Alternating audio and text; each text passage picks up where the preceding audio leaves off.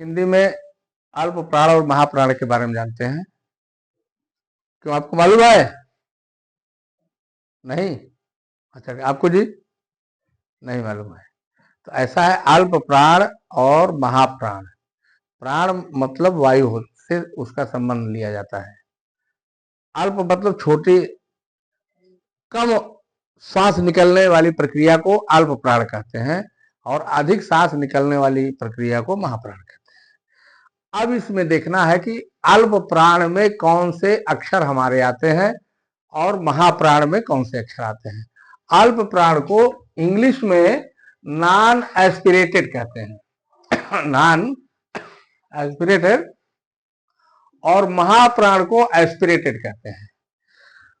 अब आपको यह देखना है कि अल्प प्राण में कौन से अक्षर आते हैं। जैसे आधे अक्षर जितने होते हैं वो अल्प प्राण में आते हैं, और अल्प प्राण की अगर परिभाषा आप लिखना चाहेंगे, हमारे मुख से निकलने वाली जो ध्वनि है जिसमें कम वायु का प्रयोग होता है उसे अल्प प्राण अक्षर कहते हैं, और जिन अक्षरों के उच्चारण में हमारे मुख से अधिक वायु निकलती है उसे महाप्राण कहते हैं।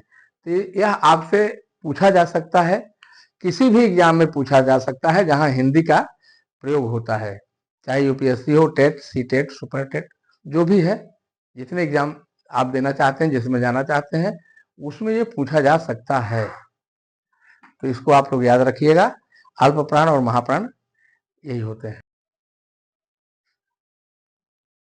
अल्प प्राण और महाप्राण वाले अक्षर उन्हें कहते हैं, वे अक्षर जो 1, 3 और 5वें नंबर पे आते हैं उन्हें हम अल्प प्राण के अक्षर बोलते हैं, और आपका 2 और 4 नंबर पे जितने भी अक्षर आ रहे हैं क से लेके क्या तक, उनको हम महाप्राण अक्षर बोलते हैं। ये आपका उदाहरण हो गया। उदाहरण के तौर पर क, ग और घ, क, ग और अंगा।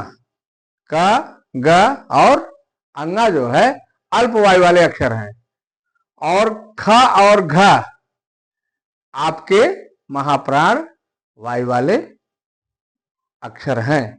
इसी तरह से क, च, ट, त, प, या जो 4, 7, 8 लाइनें हैं उसमें सब में यही फार्मूला लागू होता है आपका। इसमें सब जहां भी देखेंगे महाप्राण और अल्पप्राण का, तो आप लोग याद रखिएगा 1, 3, 5, 2 और 4, ये 2, 4 महाप्राण और 1, 3, 5 जो है अल्प प्राण वाले अक्षर होते हैं। इसको याद रखिएगा।